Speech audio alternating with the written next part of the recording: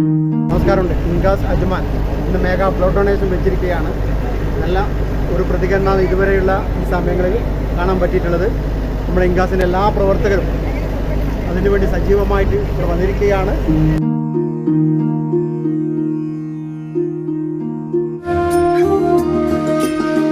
कृतज्ञता को रखती जागृत रक्तदान यह श्रेष्ठ साधना रक्तदान यह श्रेष्ठ साधना रक्तदान यह നമസ്കാരം.